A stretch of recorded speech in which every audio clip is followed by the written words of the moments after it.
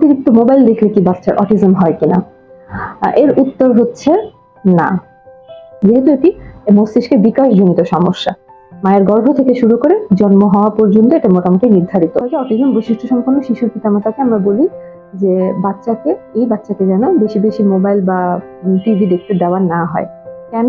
কারণ যেহেতু এই বাচ্চাদের অলরেডি কমিউনিকেশন প্রবলেম থাকে, পারস্পরিক যে কথোপকথন, কথার পিঠে কথা বলা, একজনের সাথে কথোপকথন চালানো, একপাক্ষিক কথা না, সেটা দ্বিপাক্ষিক কথা যেটা আমরা বলছি, এই কথাবার্তাগুলো কিন্তু এই বাচ্চাদের মধ্যে থাকে না।